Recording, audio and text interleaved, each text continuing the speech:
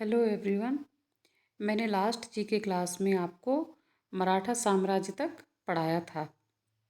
पढ़ाने के लिए तो बहुत कुछ है, पर फिर भी मैं कुछ टॉपिक्स कवर करना चाहती हूँ जो इम्पॉर्टेंट हैं, और वहाँ से उन चीज़ों की जानकारी आपको होनी चाहिए। सामान्य ज्ञान में अगर आपको सामान्य ज्ञान की जानकारी है, एक अवेयर सिटीजन होने के नाते, एक जागरूक नागरिक होने के नाते, तो कुछ कुछ चीज़ों की जानकारी ज़रूर होनी चाहिए, और मैंने बेसिकली उन्हीं टॉपिक्स को पिक किया है। अदरवाइज़ तो जैसे मैं शुरू से बोलते आ रही हूँ कि सामान्य ज्ञान तो बहुत विस्तृत है, बहुत फैला हुआ है, आप पूरी लाइफ लगा सकते हो पढ़ने में। बट कुछ ज़रूरी चीज़ें मैं पिक करती हूँ और वो मैं आपको शेयर करती हूँ आपके साथ। तो उसी में से एक है हिस्ट्री। हिस्ट्री में मैंने मराठा साम्राज्य तक बता दिया था। तो मराठा में जैसे मैंने कहा था कि शुरू में मराठों का जो संघर्ष था वो मुग़लों के साथ था। जो मुग़ल साम्राज्य था दिल्ली का, उसके साथ था। फिर उसके बाद जैसे जैसे टाइम गुजरता गया, उनका मुग़ल साम्राज्य तो कमज़ोर पड़ता गया और भारत में अंग्रेज़ों का अधिकार बढ़ता चला गया। तो बाद में मराठों का संघर्ष अंग्रेज़ों के साथ हुआ। तो कौन थे अंग्रेज़, कहाँ से आए थे, और ये ही सिर्फ आए थे या फिर और भी कोई आया था, और क्यों आए थे, इंडिया में बाहर से क्यों आए थे। तो इंडिया में जैसे मैंने आपको पढ़ाया था कि मोहम्मद बिन कासिम ने हमला किया, तैमूर लंग आया था बाहर से वो भारत को लूटता रहा। फिर महमूद गजनवी ने सोमनाथ मंदिर पे आक्रमण किया, इतना लूटा उसको। गौरी आया, गौरी ने लूटपाट की। फिर उसके बाद बाबर आया, बाबर ने भी 4 साल भारत में शासन किया, और इनफैक्ट उसने तो मुग़ल साम्राज्य की नींव डाल दी। तो क्यों आते थे लोग, इंडिया में क्यों आते थे इतनी दूर से, जबकि आज की डेट में आपके पास हवाई जहाज़ है, आप बहुत कम टाइम में बहुत दूर तक जा सकते हो। तो समझ में आता आप देश विदेश जाओ, पर उस समय समुद्र के रास्ते से ही आ सकते थे। पैदल तो कोई, अगर एक देश से दूसरे देश पे घोड़ों पे खच्चरों पे अगर जाता था, तो ऊँटों पे जाता था, तो महीनों महीनों सालों लग जाते थे एक देश से दूसरे देश में व्यापार करने में। तो उन्होंने एक और साधन डेवलप किया कि पानी के रास्ते आएंगे जाएंगे एक देश से दूसरे देश। उस समय तो क्या ज़रूरत पड़ी थी इतनी दूर यूरोप से हमारे देश में। पहले अरब व्यापारी आए, और सबसे पहले तो रोम से बिज़नेस होता था, फिर अरब से, ईरान से, फ़ारस से, यहाँ से बिज़नेस होता रहा। हड़प्पा सभ्यता में भी इनके इसके निशान साक्ष्य मिले हैं। अब मध्य युग में यूरोपियन शक्तियाँ आईं, यूरोप के लोग आए इंडिया में। तो क्यों आए, मोहम्मद बिन कासिम से लेके क्यों इतने लोग आते रहे। तो इसकी वजह थी कि इंडिया एक तो ऐसी जगह पे सिचुएटेड है ग्लोब पे, धरती के नक्शे पे, जहाँ पे तीनों मौसम होते हैं, गर्मी, सर्दी, बारिश। उसके अलावा यहाँ बसंत भी होता है, शरद होता है।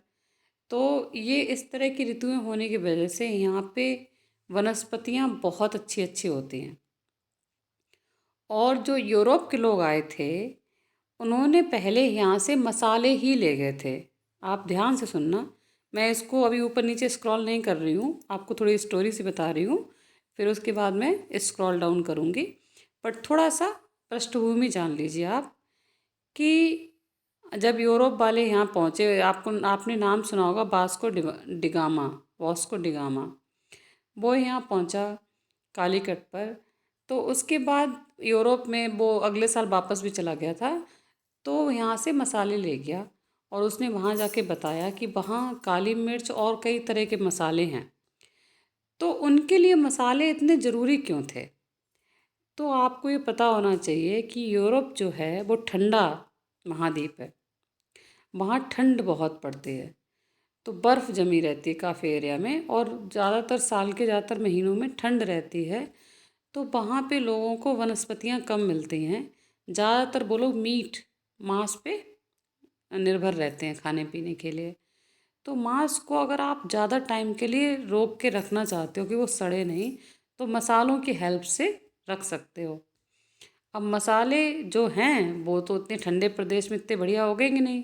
और हमारा देश तो मसालों के लिए हमेशा से फेमस रहा, आज भी हमारा केरला फेमस है मसालों के लिए। तो उनको ये एक तरह से सोना मिल गया था, मसाले उनके लिए सोना थे।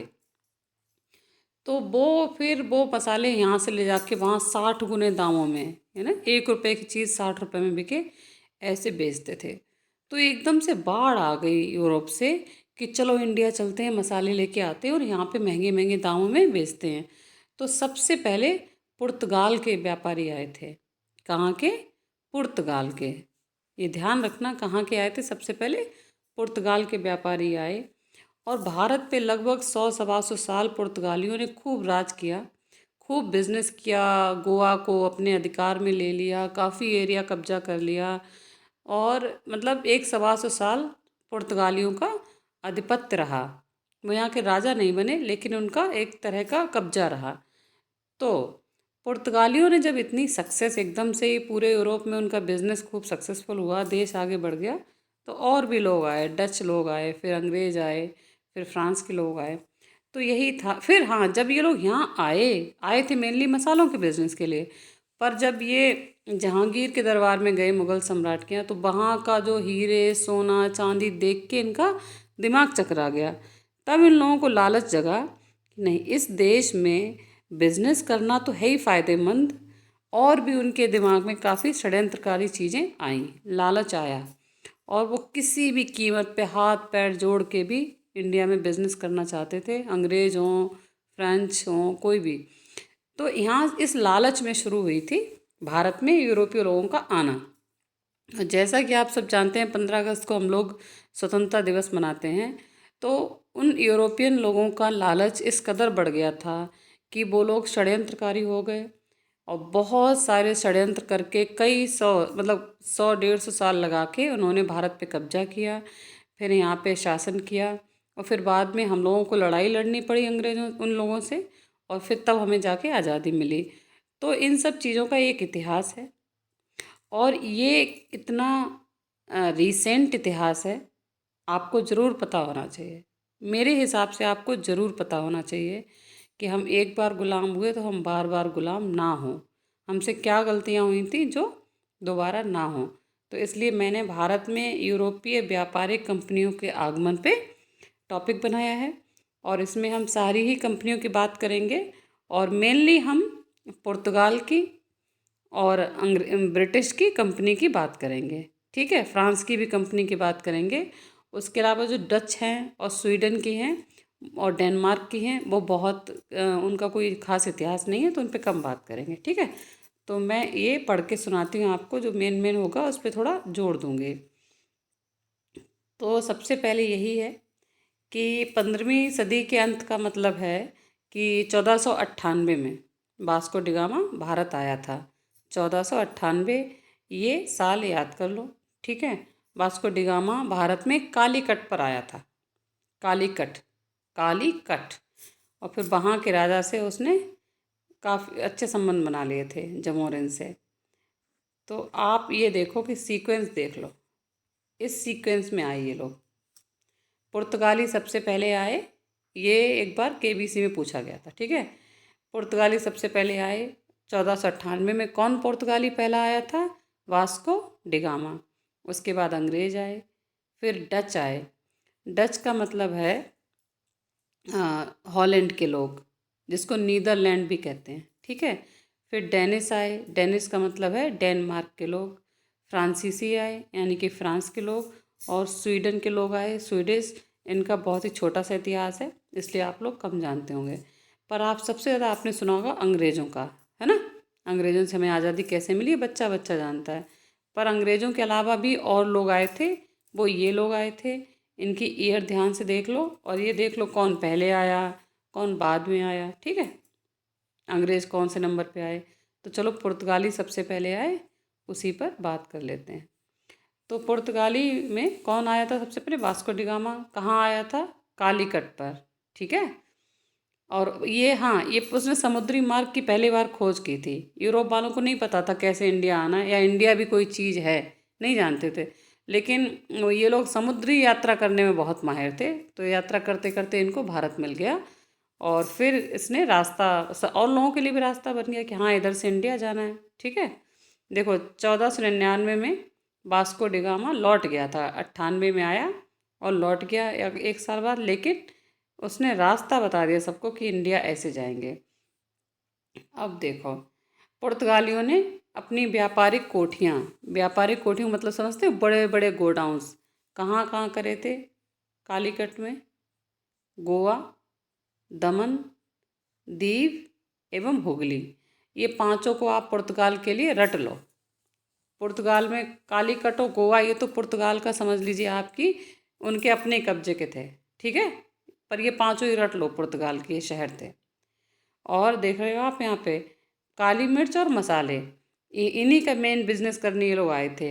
लालच तो इनको, सत्ता का लालच तो बाद में आ गया।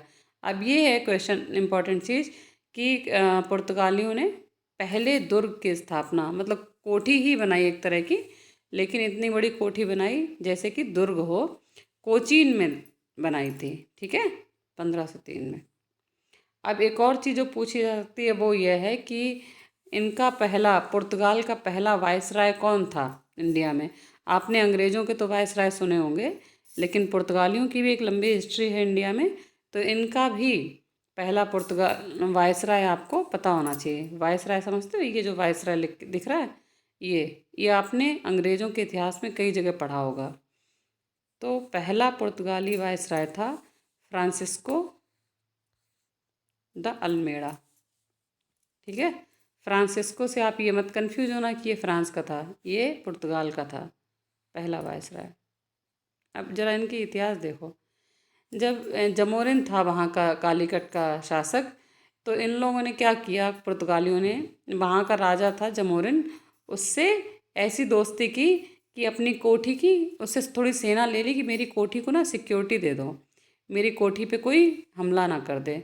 क्योंकि उससे पहले, पुर्तगालियों से पहले अपने यहाँ भारत में अरब के व्यापारी बिजनेस करते थे, अरब यानी कि मुस्लिम कंट्रीज़। तो वो क्यों चाहेंगे कि कोई पुर्तगाल का आके बिजनेस करे? तो वो उनकी कोठियों पे हमला करने के लिए तैयार रहते थे। तो पुर्तगालियों ने राजा से कहा कि हमारी कोठी की सुरक्षा कर दो। राजा ने कर भी दी। अब आप आगे ये देखना, यही पुर्तगाली जिनको राजा ने सुरक्षा दी, फिर उसी राजा के महल को लूटेंगे।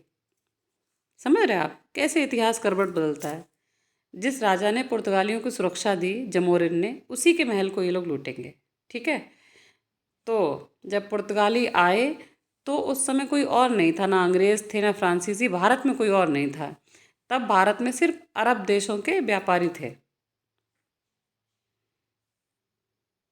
एक और चीज़ सुनो, पुर्तगालियों से आपको बताते हैं कि पुर्तगालियों ने 1580 में एक चीज़ और देखो कि पुर्तगाली, हम लोगों के दिमाग में नॉर्मल नॉर्मल क्या रहता है हमेशा, एक कॉन्सेप्ट या प्री कॉन्सेप्शन, कि जब ये यूरोपियन आई शक्तियाँ तो मुग़ल साम्राज्य लगभग ख़त्म हो गया था। ऐसे ही पढ़ा है आपने हमेशा से।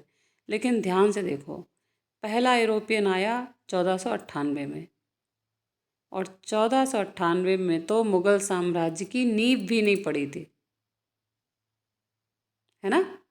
तो एक तरह से ये साथ साथ चल रहा था, यूरोपियों का आना और मुग़ल साम्राज्य की नींव पड़ना। कैसे? 1498 में जब वास्को डी गामा आया, उसके 28 साल बाद यानी कि 1526 में बाबर इंडिया आया था, और तब उसने मुग़ल साम्राज्य की नींव रखी थी। तो मैं तो बचपन से यही मुझे लगता था, पहले मुग़ल साम्राज्य था, फिर बाद में यूरोपियन शक्तियाँ आईं।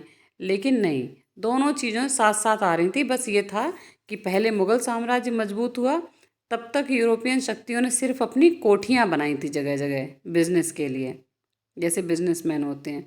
लेकिन जैसे जैसे मुग़ल साम्राज्य कमज़ोर होता गया, वही यूरोपियन शक्तियाँ राजा बन गई, शासक बन गई। तो उनके बीज तो यूरोपियन शक्तियों के या फिर अंग्रेज़ों के कह लो, अंग्रेज़ तो तब नहीं थे, बट यूरोपियन के मानो, यूरोप देशों के बीज भारत में मुग़ल साम्राज्य से भी पहले पड़ चुके थे 1498 में, जबकि मुग़ल का कोई था भी नहीं। 1526 में मुग़ल साम्राज्य की स्थापना हुई थी, बाबर ने की थी। तो फिर पुर्तगालियों ने क्या किया, जब अकबर आए, बाबर के बाद हुमायूं, हुमायूं के बाद अकबर, तो अकबर के पास 1580 में अपना ईसाइयों का जत्था भेजा था। पुर्तगाली पूरी तरह से भारत में ईसाई धर्म फैला रहे थे, बहुत बुरी तरह से, पर अकबर अपनी जगह पे डटे रहे, उन्होंने ईसाई धर्म नहीं अपनाया। तो इस वजह से पुर्तगाली बहुत बिजनेस, सिर्फ पैसा यहाँ से कमाना चाहते थे, और दूसरी चीज़ ये थी कि ये लोगों को ईसाई बनाना चाह रहे थे ज़बरदस्ती। तो इसलिए भारत की जनता इनके खिलाफ हो गई थी, और फिर धीमे धीमे ये उखड़ गए। अच्छा, इसमें देखो ऊपर वाली लाइन में कि उसने 1510 में कालीकट के शासक जमोरिन का महल लूट लिया। सोचो, जिसने सुरक्षा दी थी जमोरिन ने, उसी का महल लूट लिया। ठीक है, तो पुर्तगालियों का ये इतिहास है कि इनको धीमे धीमे भारत की जनता नापसंद करना शुरू कर दी थी। तो लगभग 100 साल के आसपास इनका यहाँ पे आधिपत्य रहा। उसके बाद डच आए। डच है ना, डच को जलन होती थी कि पुर्तगाली इतनी एकदम से पैसे वाले कैसे हो गए, तो फिर वो भी भारत में और श्रीलंका की ओर आए। लेकिन डच लोगों का बहुत बड़ा इतिहास नहीं है, मैं नहीं पढ़ाऊँगी ज़्यादा इनके बारे में, मैं सिग्निफिकेंट चीज़ें ही पढ़ाऊँगी। डेनिश यानी कि डेनमार्क के भी लोग इंडिया आए थे, डेनमार्क के भी आए, इनका भी ज़्यादा इतिहास नहीं है। अब फ्रांसीसियों का है। फ्रांसीसियों का इसलिए है क्योंकि पुर्तगालियों का तो जब शासन था उस टाइम अंग्रेज थे नहीं, फ्रांसीसी थे नहीं, तो वो एक अकेले ही शासन करते रहे, अकेले ही पूरा बिजनेस, शासन नहीं सॉरी, पूरा बिजनेस उन्होंने अकेले कब्जा कर रखा था। तो वो उनका एक अलग पीरियड है। पर जिस टाइम और आई यूरोपीय शक्तियाँ, तो फिर उनके बीच होने लगे झगड़े। अब अकेला कोई बिजनेस कर रहा है तो उसका कोई झगड़ा नहीं, लेकिन एक ही बिजनेस में 4 लोग घुसेंगे तो आपस में कंपटीशन तो होगी। तो फिर क्या आए, फ्रांस वाले और इंग्लैंड वाले। ठीक है, तो हमें मेनली वैसे तो इंग्लैंड का पढ़ना है, लेकिन इंग्लैंड ने किस तरह से पहले फ्रांस को आउट किया, फिर अपने आप को कब्जा किया भारत पे। ठीक है, तो फ्रांस काफ़ी टक्कर देता था इंग्लैंड को, तो फ्रांस का भी पढ़ना ज़रूरी है। तो फ्रांस के बारे में आप पढ़ लीजिए। फ्रांस में देखो, फ्रेंच कंपनी की स्थापना हुई 1664 में, लेकिन हम उस पे नहीं जाएंगे। हम क्या देखेंगे कि पहला फ्रांसीसी लोगों ने, फ्रांस के लोगों ने भारत में पहला कोठी या पहला कारखाना कब खोला, तो 1668 में सूरत में खोला। ठीक है, 1668 में सूरत में खोला। अच्छा, इसमें एक और चीज़ है इम्पॉर्टेंट, वो याद रखना कि जो भारत का एक शहर है पौंडीचेरी, आज भी है, उसकी स्थापना फ्रांसीसियों ने ही की थी। किसने की थी? फ्रांसिस मार्टिन ने। जो मैंने रेड लिख रखा है, फ्रांसिस मार्टिन, इसने भारत में एक शहर है पौंडीचेरी, उसकी नींव डाली थी, उसकी स्थापना एक विदेशी ने की थी। ठीक है, ऐसे ही आप आगे देखेंगे कलकत्ता की स्थापना भी एक विदेशी ने ही की थी, पहले वहाँ पे गोविंदपुर था। देखो, ये मार्टिन ने पांडिचेरी की स्थापना की। तो 1668 में इनकी पहली कारखाना, पहली कोठी खुली थी यहाँ पे। अब देखो, मैं आपको ऊपर बता चुकी हूँ कि पुर्तगाली आए थे, डेनिश आए थे, डच आए थे, फ्रांसीसी आए थे, स्वीडिश भी थोड़े आए थे, और उससे पहले अंग्रेज जो आए, जो अंग्रेज़ों ने तो फिर बहुत साल, 250 से आसपास साल शासन किया। तो वहाँ पे जाने से पहले जो अब तक हुआ है, उस पे ना मैंने थोड़े पॉइंट्स बना रखे हैं। ये देखो, ये है 20 मई 1498 में वास्को डिगामा। ये एक और चीज़ बताती हूँ, कहीं पे 20 मई है वास्को डिगामा के आने की तारीख, कहीं पे 20 मई है, कहीं पे 17 मई है, कहीं पे 22 मई है। ठीक है, तो ये तारीख निश्चित ही नहीं मिली मुझे, 3-4 जगह से मैं उठा के नोट्स बनाती हूँ, 1-2 बुक्स खोल के, कहीं पे नेट पे देख के, तो सब जगह अलग अलग है। तो हम ये मानेंगे कि मई में आया था। ठीक है, भूल छोड़ दो कि हाँ वो 17 मई को आया, कितने मई को आया। मई 1498 को वास्को डिगामा इंडिया आया, हम इतना पढ़ेंगे। ठीक है, कहाँ आया? कालीकट पे।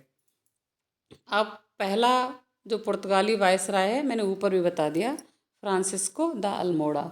फ्रांसिस्को नाम से कंफ्यूज मत होना, ये फ्रांसीसी नहीं, पुर्तगाली था।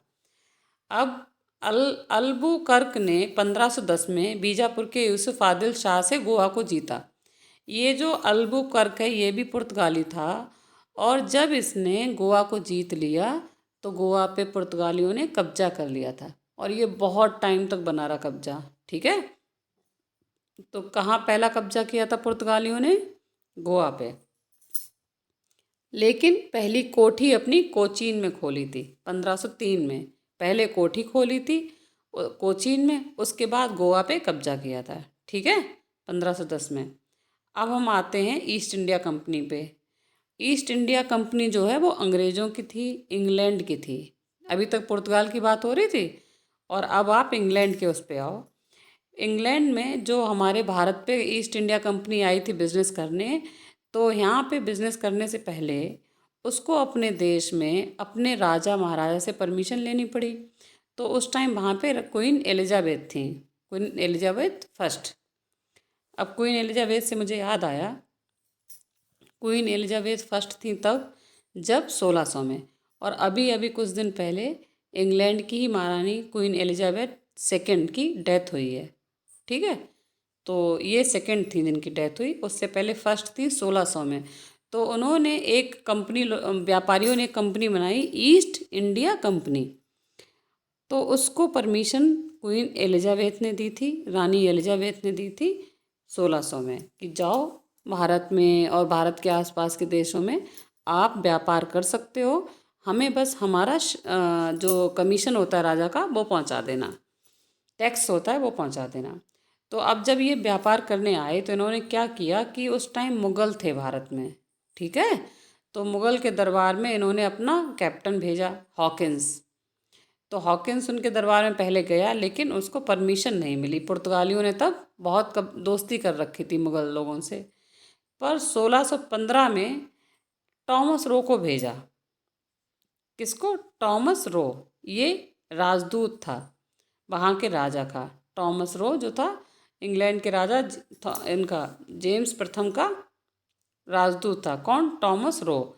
उसको जब भेजा जहांगीर के दरबार में, तो इसको परमिशन मिल गई थी बिजनेस करने की। ध्यान से सुनना, ये बिजनेस करने आए 1615 में, इनको परमिशन मिल गई।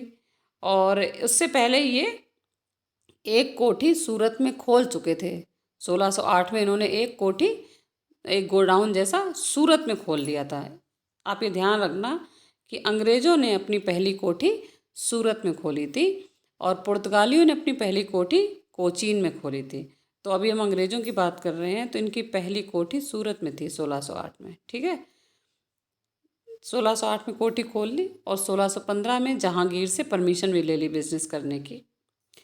अब एक यहाँ पे बड़ा इम्पोर्टेंट पॉइंट है मुंबई के लिए, ये पूछा जाता है कई बार। 1668 जहाँ पे आपको दिख रहा है ये 1668, ये देखो ध्यान से, इसको देखो। 1668 में क्या हुआ? इंग्लैंड के सम्राट, जैसे पहले क्वीन एलिजाबेथ मैंने बताया, फिर जेम्स प्रथम बताए, क्योंकि राजा बदलते थे वहाँ। उसके बाद 1668 में थे वहाँ पे सम्राट चार्ल्स टू। अब उनकी शादी हुई पुर्तगाल की राजकुमारी से। देखो, एक देश के राजा दूसरे देश की राजकुमारी से शादी हो रही है। अब शादी में उनको दहेज में क्या मिल रहा है ये देखो। तब ये जो बम्बई है, मुंबई आज कहते हैं हम, ये पुर्तगालियों के कब्जे में था, पुर्तगालियों के कब्जे में था। लेकिन इनकी राजकुमारी की शादी हुई चार्ल्स टू से, तो दहेज में कहा अच्छा चलो बम्बई शहर तुम ले लो। सोचो, दहे दहेज में मिल रहा है पूरा का पूरा बड़ा शहर। शहर क्या है, ये पूरा एक तरह का राज था उस टाइम का। महाराष्ट्र का बहुत बड़ा हिस्सा इस एरिया में आता था, इसको बम्बई कहते थे। तो वो दहेज में दे दिया उनको, इंग्लैंड के सम्राट चार्ल्स टू को। चार्ल्स टू ने क्या किया कि वो यहाँ, वो तो इंग्लैंड में ही रहते थे, तो उन्होंने ये ईस्ट इंडिया कंपनी को किराए पे दे दिया था। ईस्ट इंडिया कंपनी उनको किराया देती थी कि राजा जी आप ये पैसे रखो और ये बम्बई हमें दे दो, क्योंकि ये समुद्र के किनारे है। तो इनके जहाज़ आते थे, जहाज़ से ही सारा सामान आता जाता था। भारत से कच्चा माल जाता था इंग्लैंड, और इंग्लैंड में फिर वो बिकता था, और फिर बाद में तो वहाँ से वापस बना बनाया माल भी इधर आने लगा। तो सोचो, ये है पैसा, पावर, कि दहेज में कोई सोचेगा मर्सिडीज, ज़्यादा ज़्यादा कोई अमीर है क्या सोचेगा मर्सिडीज मिलेगी, ये मिलेगी, पूरा का पूरा शहर मिल गया उनको दहेज में। तो ये एक इतिहास की बड़ी इंटरेस्टिंग घटना है, ठीक है। इसका उल्लेख कई जगह किया जाता है। अब ये देखो, 1698 में 1698 में ईस्ट इंडिया कंपनी ने 3 गांव, अभी मैंने ऊपर बोला था कि कलकत्ता किसने बसाया, पौंडुचेरी जो है, पौंडुचेरी वो बसाया पुर्तगालियों ने। अब आओ कलकत्ता पे। कलकत्ता 3 गांव थे, सूतानुती, कालीकट और गोविंदपुर, ये दूसरा वाला है।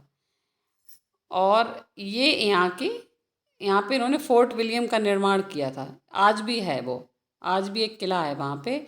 और बाद में इसी शहर का नाम पड़ गया कलकत्ता, ठीक है। कलकत्ता 1698 में अंग्रेज़ों ने बसाया, उसका नाम पड़ा कलकत्ता। और वो 3 गांव थे, बड़े बड़े 3 गांव थे, वहाँ पे इन्होंने अपने फोर्ट विलियम, एक किला है, उसका निर्माण किया। और बाद में उस एरिया को कलकत्ता कहने लगे। अब ये हो गया अंग्रेज़ों का, ठीक है। पुर्तगालियों का हो गया, अंग्रेज़ों का हो गया। अब देखो, सॉरी सॉरी, एक चीज़ ऊपर, एक चीज़ रह गई थी, मैं ये बोली, पौंडीचेरी की स्थापना, पौंडीचेरी की स्थापना फ्रांसिस मार्टिन ने की थी।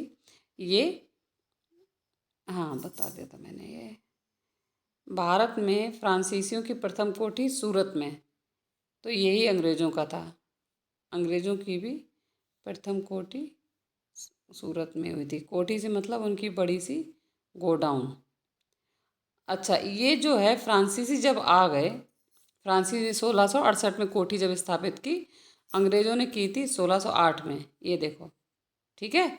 ये 1608 में अंग्रेज़ों ने की है, अंग्रेज़ों ने, ठीक है। उसके ठीक 60 साल बाद, ठीक 60 ईयर्स के बाद फ्रांसीसियों ने अपनी कोठी बनाई। अब जब एक ही सूरत में आप 2 लोग कोठी बनाओगे, 2 अलग अलग देशों के लोग, और बिजनेस में कलेश होगा तो झगड़ा होगा। तो झगड़ा बहुत बड़े लेवल पे हुआ था फ्रांसीसियों में और अंग्रेज़ों में। बिजनेस को लेके जो झगड़ा हुआ, उसने युद्ध का रूप ले लिया था, उसने युद्ध का रूप ले लिया था। अंग्रेज़ लोगों ने भी यहाँ भारत के कुछ छोटे छोटे राजा और नवाबों को अपने ओर कर लिया था, उनकी सेना की मदद लेते थे अंग्रेज़। ठीक उसी तरह से फ्रांसीसी की तरफ भी कुछ नवाब और कुछ राजा थे जो अपनी सेना फ्रांसीसियों की तरफ से युद्ध में भेज देते थे। तो फ्रांसीसियों और अंग्रेज़ों के बीच लड़ाई बहुत भयानक हुई, जिसके युद्ध का रूप ले लिया, और उसमें विजेता हुए अंग्रेज़। और इसलिए फिर अंग्रेज़ों के ही गुलाम भारत रहा, फ्रांसीसी ख़त्म हो गए थे। तो कौन से युद्ध हुए, कौन से युद्ध हुए फ्रांसीसियों के बीच और अंग्रेज़ों के बीच? तो उन्हें कहते हैं कर्नाटक के युद्ध। और कितने हुए थे? 3 हुए थे, 3 कर्नाटक के युद्ध हुए थे। ये 3 से मुझे याद आता है, ऐसे ही ये मेरी अपनी बनाई हुई चीज़ें हैं, कि आप देखना पानीपत के भी 3 युद्ध हुए, और बहुत लंबे कालखंड के बाद हुए, मतलब लंबा लंबा बीच में गैप रहा, लेकिन 3 ही निर्णायक युद्ध हैं। ऐसे ही आंग्ल मराठा युद्ध भी, जो मैंने लास्ट क्लास में बताया, अंग्रेज़ों और मराठों का युद्ध, वो भी 3 हुए। वो भी अपने आप में निर्णायक रहे, और फिर बाद में वहाँ से मराठा शक्ति ख़त्म ही हो गई थी। ऐसे ही 3 युद्ध हुए फ्रांसीसियों और अंग्रेज़ों के बीच, और तीनों युद्ध में, 3 युद्ध के फाइनल में अंग्रेज़ जीते, इंग्लैंड वाले अंग्रेज़, और फ्रांस वाले हार गए। तो इसलिए फिर अंग्रेज़ों का चला शासन भारत पे। तो वो 3 युद्ध कौन कौन से थे, ये देखो। कर्नाटक, तीनों युद्ध कर्नाटक के युद्ध कहलाते हैं, ठीक है, यह ध्यान रखना। पहला कर्नाटक का युद्ध 1746 से 48 में, ये ऑस्ट्रिया के उत्तराधिकार युद्ध से प्रभावित था। कहीं और की लड़ाई थी बाहर, लेकिन उनके सपोर्टर्स इधर लड़ गए। और कौन थे वो? फ्रांस के और इंग्लैंड के। अब इसमें दूसरा कर्नाटक युद्ध जो हुआ 49 से 54 के बीच, इस युद्ध में फ्रांसीसी गवर्नर डुप्ले की हार हुई। डुप्ले की हार भी बड़ी इतिहास में फेमस है, ठीक है। और उसके बाद पौंडीचेरी की संधि हुई तब ये युद्ध विराम हुआ। ये मैंने आपको पहले ही बताया था। कोई युद्ध होता था तो ख़त्म होता था, तभी ख़त्म होता था जब संधि हो जाती थी, कोई कोई एग्रीमेंट बीच में हो गया, चलो अब हम इस बात पे एग्री हो गए और युद्ध ख़त्म कर लो। तो तीसरा युद्ध जो हुआ था 56 से 63 के बीच, 1756 से 63 के बीच, तो ये 7 साल का हुआ। तो इसमें पेरिस की संधि हुई, तब युद्ध समाप्त हुआ। तो इसमें क्या, एक जो और सबसे ज़्यादा निर्णायक युद्ध रहा है फ्रांसीसियों की हार में, 3 कर्नाटक के युद्धों के अतिरिक्त, वो है एक वांडी वाश की लड़ाई। ये पढ़ी होगी आपने, 7th 8th में पढ़ी होगी, ठीक है। तो इस लड़ाई में फ्रांसीसियों को की बुरी तरह से हार हुई थी, और यहाँ से ही अंग्रेजों के लिए रास्ता साफ हो गया था। 3 कर्नाटक युद्ध और एक वांडी वाश का युद्ध, ठीक है। ये चारों याद रखना, जिससे कि अंग्रेजों के रास्ते का कांटा फ्रांस हट गया था। ठीक है। अब ये देखो, पौंडीचेरी जो कि उनका फ्रांसीसियों के कब्जे में आ गया था, वो अंग्रेजों ने छीन लिया। लेकिन बाद में फिर थोड़ा सा हिस्सा चंद्रनगर को छोड़ के अंग्रेजों ने बाकी हिस्सा फ्रांसीसियों को वापस कर दिया था संधि के तहत, कि चलो थोड़े से एरिया पे तुम बिजनेस करते रहो, थोड़े से एरिया पे तुम कब्जा जमाए रखो। तो ये है कि अंग्रेज़ों का किस तरह से आधिपत्य हुआ भारत में, ईस्ट इंडिया कंपनी का किस तरह से अधिकार हुआ, उसने फ्रांस को हटा दिया 3 मेन युद्धों के साथ। तो मैं ना, ईस्ट इंडिया कंपनी काफ़ी इम्पॉर्टेंट है, उसको मैं अलग से ही पढ़ाऊँगी। फ़िलहाल उससे पहले ये और आप पढ़ लो, मेन मेन व्यक्ति कौन थे। वास्को डी गामा, भारत आने वाला प्रथम यूरोपीय यात्री। ये द्वितीय इतना इम्पोर्टेंट नहीं है। तीसरे नंबर पे जो है फ्रांसिस्को डी अल्मेडा, ये भारत का प्रथम पुर्तगाली गवर्नर था। पुर्तगाल से पहले आया था वास्को डी गामा, लेकिन फिर जब बाद में वो तो चला गया था अगले साल। बाद में एक वायसराय और गवर्नर बन के आया फ्रांसिस्को डी अल्मेडा। अब कैप्टन हॉकिंस, जो पहला राजदूत था, जो कि जहांगीर से मिलने गया था। परमिशन नहीं मिली थी हॉकिंस को, परमिशन मिली थी टॉमस रो को, लेकिन उससे पहले एक अंग्रेज मिलने गया था, वो था कैप्टन हॉकिंस। हॉकिंस के बाद जो मैं पढ़ाना चाहती हूँ वो है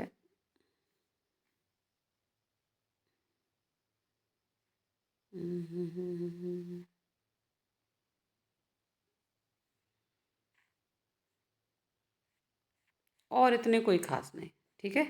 और आपका मन करे आप पढ़ लो, ना मन करे तो बात के लिए छोड़ दो। वही 2-3 मैं खास बताना चाह रही थी।